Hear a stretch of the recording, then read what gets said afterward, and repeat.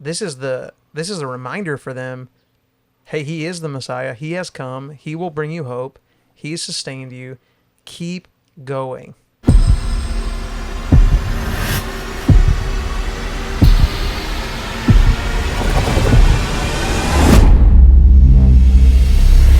Yeah. And then Hey, you we're in the middle of the ReThink podcast, and we're jumping in. what was outtakes is now reality. Real stuff, content. It's always Good. real. We're talking about the preparation process, but we're starting a new series, and that's where we're at. We've been trying to get ready, right? And I've got a bunch of notes, but they pertain to next week as much as this week, and so I'll use a lot of it. It's background. Mm-hmm. We're excited about this. What are you hoping to accomplish in this study of the Gospel of Mark? I think I picked Mark. Mm-hmm. I picked most of these things for the time being, but I said, Matt, outline this. And you did, and you picked these passages. What are we trying to accomplish here? To me, I think we're trying to accomplish the very first verse every week. So in verse 1, he introduces The very first verse. Let's read it. Okay, go ahead. In the beginning, God created the heavens and the earth. Hey-o! It does start similar to that. But God, I not thought quite. the first few words had me, and then In the beginning of the gospel about Jesus Christ, the Son of God. Go ahead. I think, well, there's several commentaries that pointed this out, but the fact that the overall theme of the entire book is in verse 1. So I think that's what we're trying to accomplish throughout the whole thing. I think it's exactly what Mark tried to accomplish through all 16 chapters. It's Jesus. And Caleb and I were talking about this before we hit record, at least I think before we hit No, record. we're recording. You never know when we're recording around here. But to me, week 1 is the foundation. You know, Caleb's built things for how long? Few years. A few years. Don't remember. Right. Well, you always start with the foundation, and if the foundation isn't right, the walls will begin to fall and the roof will fall. Everything compensates for a bad foundation Right. from there on out. So to me, this week 1 is the foundation. You're answering the question like, what's this book about? Mm-hmm. Who is the author? Who's the audience? And what's the big idea? So that's the flow that I kind of walk through. And I really struggled with this one because this one, like I had that voice in the back of my mind of, Matt, does really anybody care about this? I do. I know you do, but you're weird. like us. You're weird, and it's like I'm just, you know, I have a friend who's been coming to church here for a couple weeks before Easter. Never been to church before until, middle of April, and I'm like, or March. Does he care about this? Mm-hmm. Does this move his faith forward? Yeah, and it particularly feels that way because we just came out of 3 weeks of marriage. Super practical. Super practical. Right. How to love your wife, how to be loved by your wife. You know. So then in his case, he may not even know who Mark is. So to me, that's the job of Matt or me this right. week. Like, not only who he is, but here's what's so interesting about this book and this author and So I and what asked tied him. into that. I asked him. I said, "Here's what I'm doing. Do you care?" And he goes, "Well, tell me why I should care." Ooh. I'm like, "That is the key. That's key. You got to communicate that. That is the key. Why is this important to me? Yep. And why do I need to know this?" Yeah, and the challenge you face, particularly in this message, will be, okay, so you have somebody who doesn't know there is a Gospel of Mark, and you have somebody who's read the Gospel of Mark We got to infinity and beyond. Yeah. we got guys in the room who've taught Mark at a Right. college level. Right. Yeah. So that's a big challenge, but it's relevant. I told you that one of the things I think our goal is in each message is to teach people how to study and learn from this amazing book themselves, right? And to then show them why this is valuable, so they'll thirst for it themselves. Because ultimately, you've got 30 minutes, no more. Yes, sir. Big challenge. You don't have much time to give them sustenance for the week, right? So really all you're wanting to do is open the door that they'll walk through and nourish themselves. Mm-hmm. And so you're asking these basic questions about the text that prepare them to dig in on their own. And not everybody's going to do that. That's the hard part. Not everybody's going to do that, but some do, right? And over the course of time, you can really tell. If I was going to be in town, I would have done this one though, because to me this is the most fun stuff. I like starting new things. Gonna get tired in the middle and want to go on, but So see you in the middle of July. This is just fun to me to dig into the historical context stuff. This is your wheelhouse. So in preparation for this, I actually was telling Jeff this. I went back and watched a live video that he did on a Sunday night during, I don't know if you can say this out loud anymore, but it was COVID. And he didn't have COVID in Effingham. I never heard of it. But he did a live video, and I was in the room for it. There was hundreds of people that were jumping on. The comments were insane. But you just walked us through, like when you pick up your Bible and you start a new study or a new book or a passage, here are the things you should be doing. Here's the questions you should ask. Who is this person? Why are they writing it? What's the big idea? Here's how you find all that information out. You actually have to read it. So I just kind of took that approach of like going, okay, when you pick up your Bible, don't be overwhelmed. Here are the things, the simple things that you can do to get the most out of this. Yeah, and you're more of I don't say this in a derogatory way. No. Evangelistic, motivational type preacher. Yep. Right, and so that isn't what this is. Yeah. But it is very important. To me, I think that's why there's the two words in there, good news, just stuck out to me because it's like, this isn't about good advice. This is about good news, and good advice and good news are different. Evangelion, the good news, the gospel, right? Yeah. And what's the difference? Good news and this good news. Right, exactly. What is it? How do you see it? Well, I mean, I think you go to Romans 1, and Paul talks about how, we're not ashamed of the gospel. This is good news because good news is what saves you and sustains you. But sometimes our tendency is to come in here. Are you looking at something? I was seeing what your version said. Does your version say good news? No, yeah, it doesn't. It says okay. gospel. Mine says gospel. That's what I was wondering. Mine says good news. It's the same word. The new one. Yeah. Okay. Same word. So on the screen, it'll probably say good news. I would assume because that's the new NIV. Yeah, what one would we use, Stefan? Not sure which one Purpose Center uses. I don't either. So your version is now. good news. So what that means is they've translated. Yeah. Sometimes people freak out about that. Yeah. They've translated that phrase because gospel maybe is misunderstood or can be clarified a little bit. The problem comes, and it's not just good news. It's good news about Jesus. Well, that's what comes next. The best news. Right. And so there's a lot of good news. This is the gospel. Yeah. So it's tied to Jesus. It is good news on the screens. And then he goes on to say, he uses the word Messiah in there, which yours did not. Which is a better translation, I think. Right. I agree. Yeah. And then he actually, I'm going to let Levi talk because they're taking Messiah from Christ, which is the title representative of the nature of what that was, a Messiah. And that's a big concept because most people today would say Jesus Christ. Christ is his last name. Yeah. Right? Yeah. No, right. Maybe that's something funny to point out. It's not Mary and Joseph Christ. So Levi. Well, Smith. Levi was telling me that he preached an entire sermon on Mark 1:1. I did last summer, twice, and then, actually, in the same day. How long was it? 30 minutes. Oh. Well, you could just do that one Sunday. Yeah. But you said something really important and when we were talking about it, how you felt like it wasn't totally enough. I agree. I think it comes out of that word Messiah and then what he does next. Yeah, it just...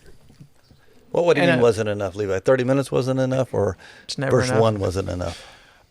Verse 1 leaves you wanting more because... You hope. I mean, time will tell. Yeah. But there's just so much the great to know. attendance crash of 24. Just so much to know and understand about Jesus that, when it says, this is the beginning of the good news, is it talking specifically about that verse, or is it talking specifically about John the Baptist, which follows, or is it just putting the whole book together and saying the whole story of Jesus is just the beginning, but now it's your guys' chance to continue his ministry and carry that forward. And so, like, there's just multiple levels. Which one did you think it was? Last summer, I thought it was just, this is the beginning of the story of Jesus, the beginning of the good news. But now this year, I'm more on the Carrying whole it forward. book is... So from the beginning. perspective that Mark wrote this to be a guide for people who were to come, who are a part of that mess. That's interesting perspective. It makes sense if you look at who these people are and what they're going through. And could you not probably properly say it's all of those things? Oh yeah. And that's the beauty about Scripture, is that there's always multiple levels, and so the more you dive in, the more you get to it, the more you're just blown away by the levels of depth. Yeah. Well, Jeff and I were talking yesterday afternoon, and he asked a question I don't know the answer to, and luckily it was only Wednesday. But you're talking about Mark showing up again. So, like, if you, a little history surprise, the writer of Mark's Gospel is John Mark. He shows up 5 times-ish, from what I can tell, in Scripture. And chapter 13, verses 13 and 14 of Acts, he goes on the first missionary journey with Paul. It doesn't go well. That's the first missionary journey. The first missionary journey. Yeah, and we don't know why it doesn't go well. Right. The Bible describes as a sharp disagreement between he and Paul. Don't know what that's about. Leaves to go home, but I'm presuming it's over where they're going to eat. Well, technically, the sharp disagreement. I think his wife called him. The sharp disagreement happened the second missionary journey, because he left. Acts 15. Because he left 36. at the he left at the first one. Because Barnabas wanted to take him again. Paul's like, pass. He actually says he deserted us. It's like, like, he didn't go home because like he went home because it was an issue. Do you have a guess? I mean, it is speculative, but Totally speculative. You have a guess as to why? Part of me thinks he was overwhelmed by it, but I don't know. I really don't know the answer. So I read an option today that I thought, hey, that's potentially legit, figuring out where this flows in the story. We're not at Acts chapter 15, where we settled the great dispute in the council at Jerusalem about if you're not Jewish and become a Jesus the Messiah follower, how much Jewish do you have to become in practice, right? So they debate that out in chapter 15. So the trouble comes prior. So the speculation that I read makes sense, was that John Mark deserted them to hightail it back to Jerusalem to say, hey, wait a minute, this is what, these guys are out there doing something. I'm not sure this is right. And it could be over the Gentile inclusion that they're practicing. And so he rushes back to Jerusalem. Council follows shortly thereafter. Maybe there's some clarification on that issue and the proper approach from God on how to respond to Gentiles becoming Christians. And there's reconciliation that follows. And he joins back in eventually at Barnabas's directive. I don't know. There's no way to know. He doesn't tell us. Yeah. But that made a lot of sense to me. The only thing I would say about that, and I don't know speculative too, but like it talks about, historians talk about that he was a very close associate and friend with Peter. And so if that's the case, I mean, and Peter and Paul have a fight over this issue. Well, but in, is it Acts 10? Peter's preaching to Cornelius, and it's accepting of the Gentiles, of the Greeks. Right. And so this is happening a little bit after the fact. And so what you're saying is he possibly could be having a controversy over that because they are now accepting. So maybe the Greeks as well. their writing was that maybe he actually, when he gets back to Jerusalem, he's corrected by Peter. Oh, that could be. Yeah. I don't know. We don't know. Right. We There's don't a know. lot of issues, and it could be over where they're going to eat. I found it really interesting, just looking at foundational truths and stuff like that. And the way that this is written, and so you go back to Acts 10, where Peter is teaching to Cornelius and Cornelius' family. He starts at the baptism of John, or John coming in and baptizing him, and he walks it to the resurrection. And so it said, like, everything that we hear here in Mark, the book of Mark, this is like direct words. Like, Mark wasn't there for this stuff to happen. He wasn't walking with Jesus during this, so he heard this from Peter. And he sets it up the same way, the whole book, the same way that Peter did in Acts chapter 10. He starts with John and the baptism of Jesus and walks you to the resurrection. So it doesn't include like the Jesus' birth like Matthew and Mark do. Right. It is very similar though. Like, you get into the beginning, you got John 1:1, in the beginning was the Word, and the Word was with God, the Word was God. I just found that pretty cool that if Peter really truly was his mentor, and he's just modeling it how you see Peter preach, which is pretty neat. That's a good possibility. It is. Too. Peter's personality is one that, you don't need the birth. Yes. Skip Yeah. over that. Yeah. Get straight to John the Baptist. Well, that's what it's It about makes Mark, total though. Like, sense. Mark's the shortest gospel. he is, and he's really just highlighting the main points. And really, he doesn't have as much of the teachings of Jesus. He has the action, like what Jesus did. Look what Jesus did here. That's a Look what Jesus did notable here. difference. Yeah. It's not what he taught, it's who he was.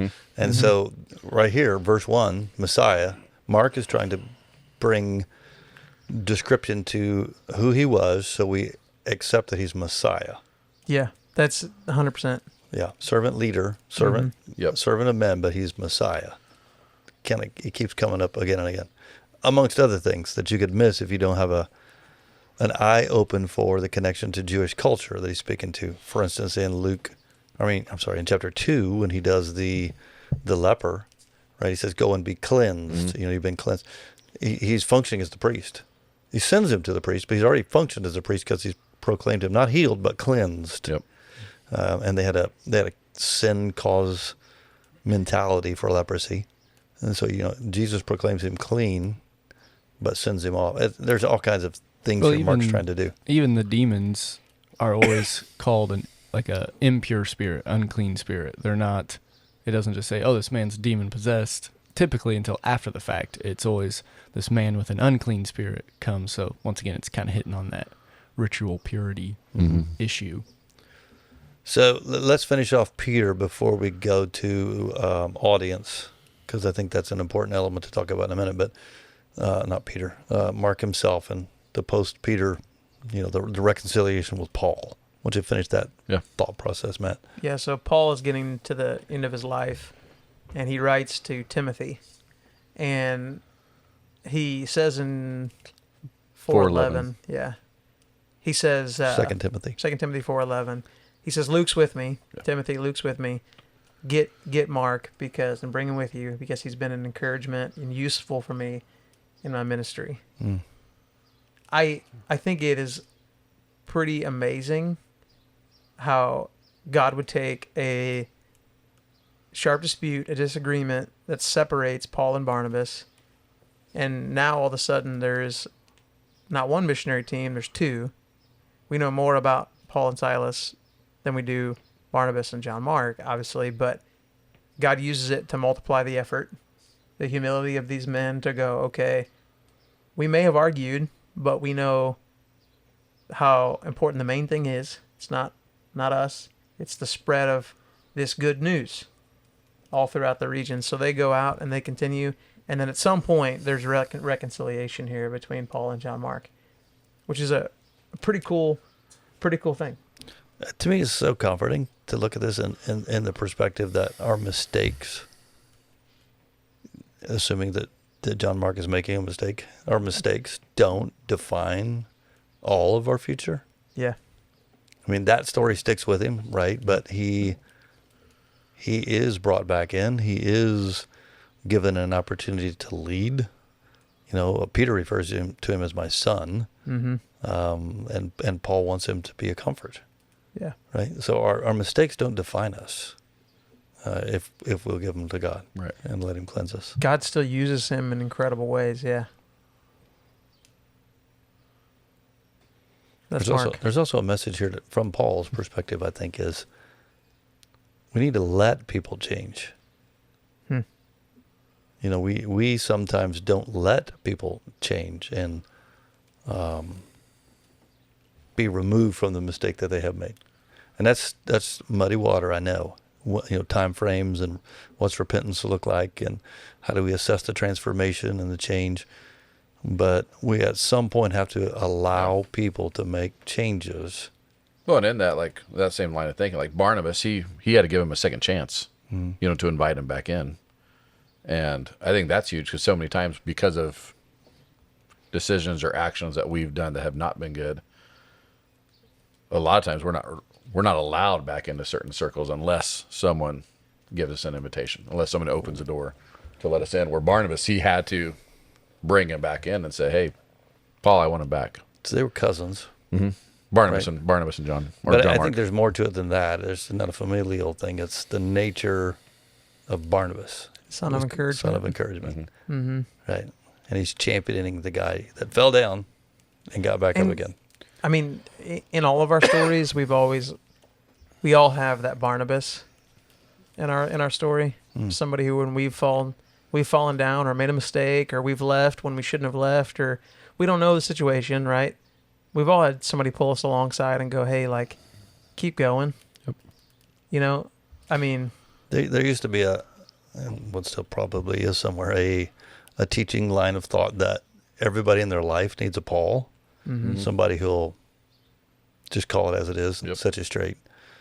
Everybody needs a John Mark that you're doing that with, that you're helping to grow, and everybody needs a Barnabas, because we're going to mess up. I mean, yeah, for sure. I was thinking about just when you said that. I mean, one of the moments that sticks out for me was when I wanted to quit ministry, and 2000. Tried to get you to.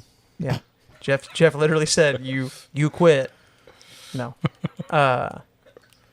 and I called a Barnabas, right, and he said, "You're not quitting," and I didn't quit. I called Jeff.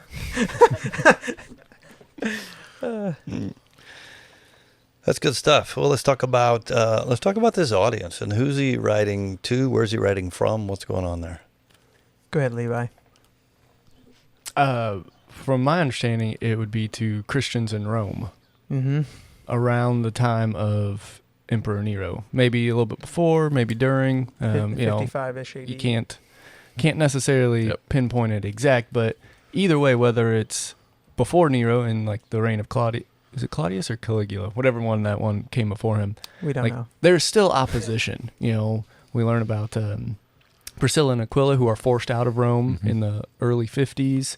And then if you go a little bit later into Emperor Nero, that's when Peter and Paul are martyred. Do you remember when the Great Fire was in Rome? 66. 66. And so what I read, it was a pretty strong argument that it happened.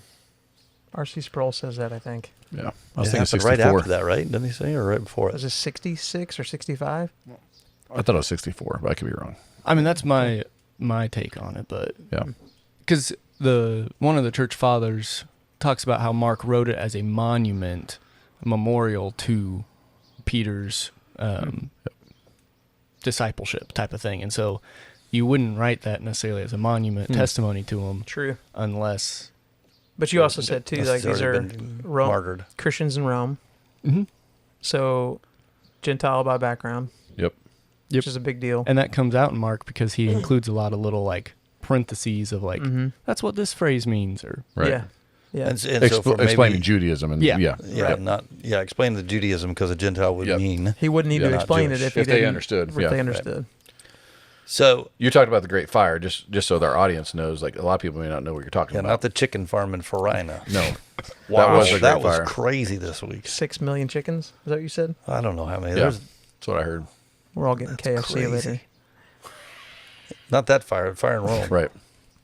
Made people think that Nero actually wanted to rebuild and lit the fire himself. Yeah. But then what's blamed the Christians? Yeah, he blamed the Christians for it. Which got them all kicked out. Yep. That's really the beginning of their first strong wave of governmental persecution. Yep. Yeah. That quote, I always gotta talk about that one. That's when it talks about how he would crucify Christians and then light them on fire to light his dinner parties in his gardens. Or he'd dip them in tar and light them up alive. That's actually how R.C. Sproul's commentary starts.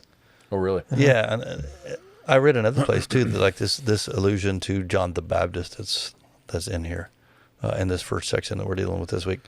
You know, what was his deal? He ate locusts and he wore Camel camel skin. skins.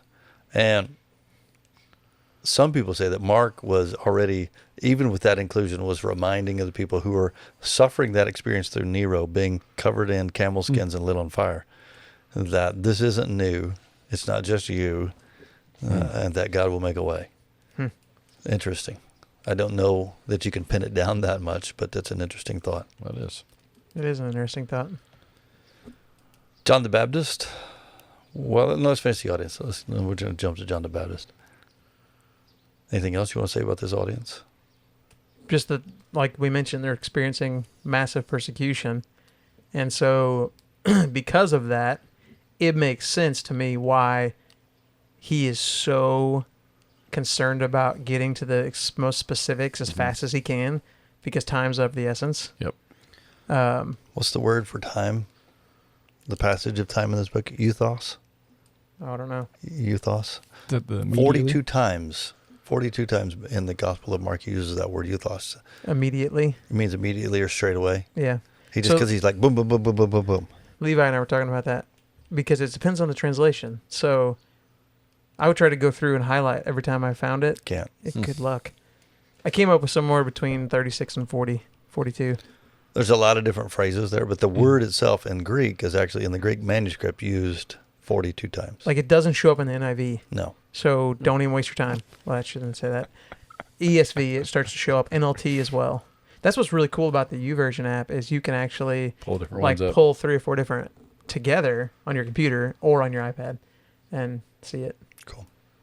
But yeah, he just keeps getting to the point as fast as he can. I do think it's cool for the audience in that perspective, because the other thing I just came across this morning was 39 times he refers to Jesus as the Messiah.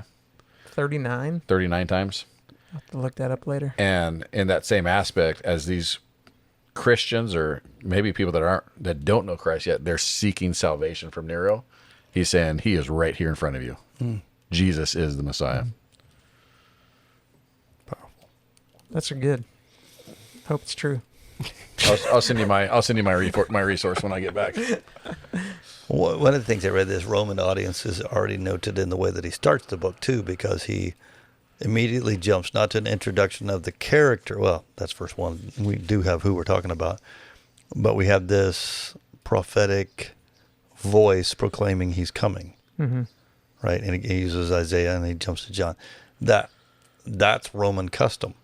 Like if some important official or significant governmental official is going to come to your community, most likely he's not just showing up and announced. There's a forerunner who comes and says, hear ye, the great is on the way. And so That's John. yeah. And so, but Mark mentions that because he's writing with that Roman audience, the Roman mentality. Of course, it's a Roman world, could have been all over that practice was held. But that's what they were accustomed to. If somebody significant is coming, we're going to be told ahead of time they're on the way, right? Because they're going to give us a chance to get prepared. And the connection to the wilderness goes back to that whole picture he's trying to paint. Like, they are in disobedience, wandering. It's such a cool picture. You going to answer that on the podcast? I'm just going to tell her that I can't talk right now. So, anyway. I think it was you It's not said... my wife. I would have answered it. I think you said a few weeks ago in a message or podcast or in the hallway, I don't know, the journey that took them 40 years should have taken them like 2 weeks.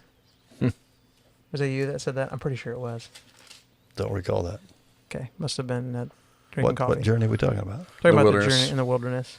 The Israelites. Yeah. Oh, yeah, I did say that. I thought so. And if you didn't, you did now. They got lost and had to wait because of sin. Yeah. John the Baptist, let's jump to that. Is written in Isaiah the prophet, I will send my messenger ahead of you who will prepare your way. A voice of one calling in the desert, prepare the way for the Lord, make straight paths for him. And so John came. Yep. A lot of people thought that John was the return of Elijah, actually. Interesting background on that. Anybody want to elaborate, or you want me to do it? Go for it. You started it. I can't Also- remember what it was. I also feel like Elijah didn't die, but Malachi 3:1 talks about Elijah being the one to proclaim the coming of the Messiah and the kingdom of God. So Elijah didn't die. Taken up to heaven, By a chariot. whirlwind. In a chariot of Whirlwind. fire. as you're reading the first few verses, I think you should narrate the whole thing. Was it? Just read the whole thing out loud for the Christ Church people to listen to. It's got to be better than the U version. That guy drives you nuts after a while. Can't handle it. I was listening to it on 1.75 speed, and I went to push play with my wife in the car. She said, stop that right now. How can you pay attention to that? I don't know how you pay attention to that. It's going so fast. 2 Kings 2. Yeah, is it whirlwind or chariot? I get this confused. It's chariot. It's whirlwind. Okay. Maybe it's both. He doesn't die. That's the key part. A whirlwind chariot. So what happened as a result of that is the Jewish mentality was that he would come back before the Messiah arrives, right? Because he didn't die. He's going to come back. And so actually for like a Passover celebration or a Sabbat feast, they will save a chair at the table for Elijah. They still do that? I would suppose that the Orthodox might. Yeah, they save a chair for Elijah to appear. Well, because they don't think he's come yet. Because Yeah, the Messiah's well, not that- here. that's true. I'm sure they do. And We're both right. No, we're not both right. Yeah, we are. What'd you 2 say? Kings 2:1 and 2 Kings 2 verse 11. Read it. So 2 Kings 2:1 says, when the Lord was about to take Elijah up to heaven in a whirlwind, Elijah and Elijah were on their way from Gilgal. So then they start having this whole conversation.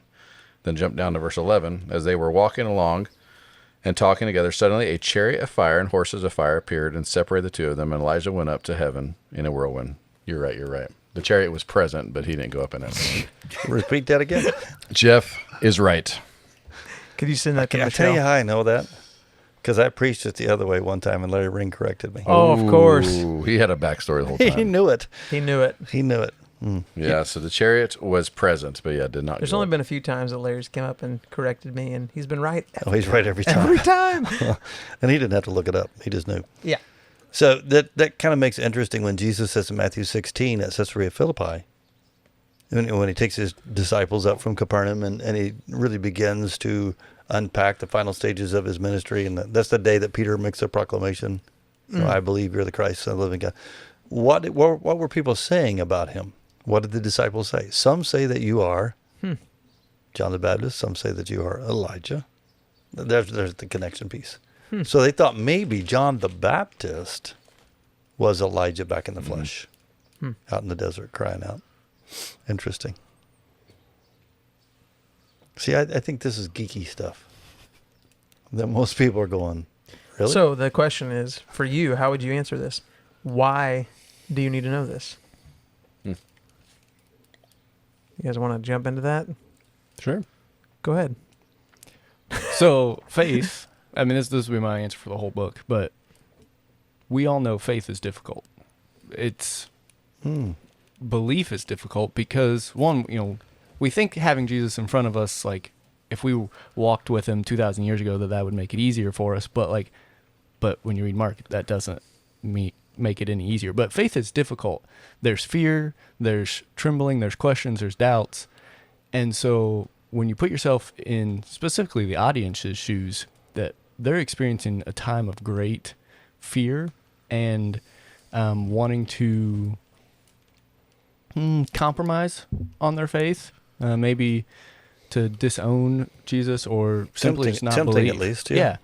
Then there is Mark is reassuring us that no, we need to have faith. We need to have belief in Jesus because of who he says he is and what he does. And so for us today, faith is hard, but the more that I learn about Jesus, the more that I understand who he is and what he came to do, the stronger that my belief and faith is going to be in him. Scripture says faith comes by hearing. Yeah. Thinking about this through the lens of these are real life people. Yeah.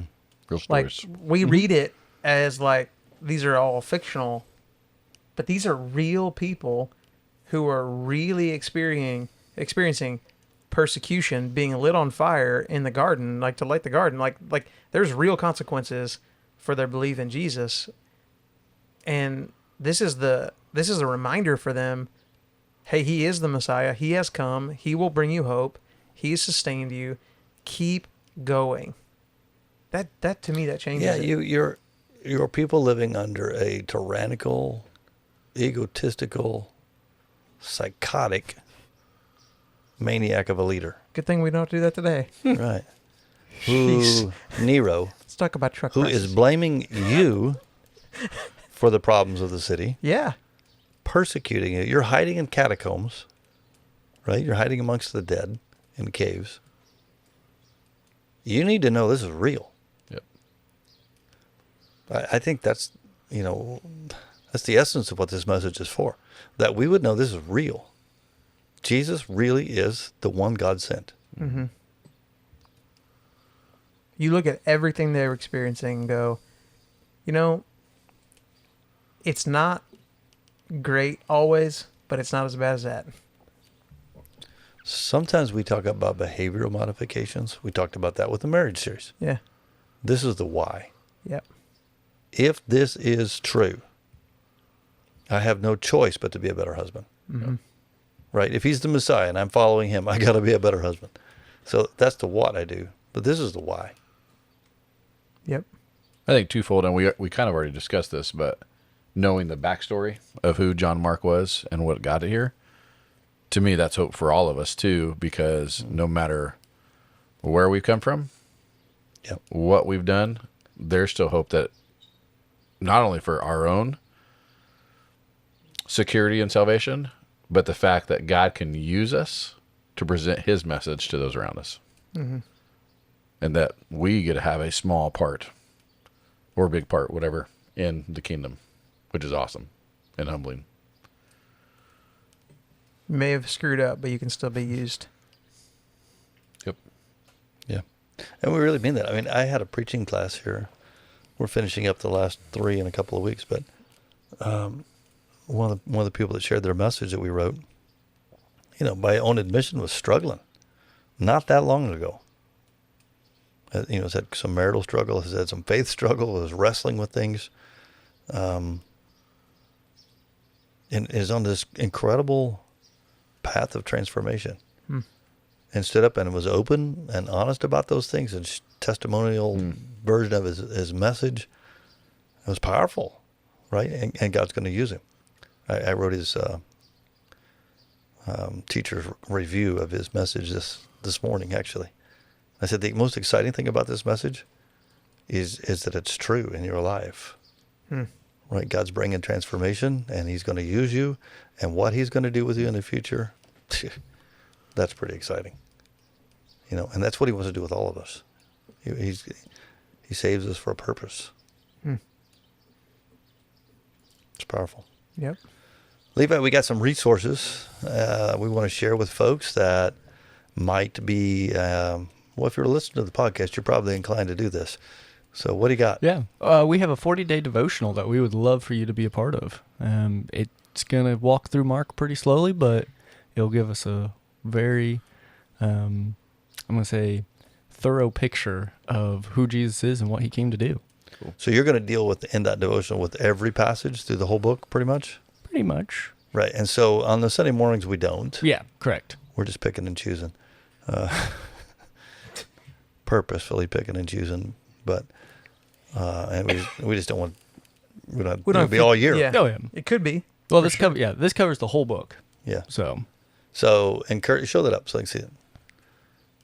You can get the old school paper version. Some of you like that. There's going to be a digital version as well. They should be attached, I believe, to each message, so you can work your way through on the app. So if you don't have the app, when you're at church, you need to take and get that QR code and download the app. Or that stuff will all be on there. Good stuff.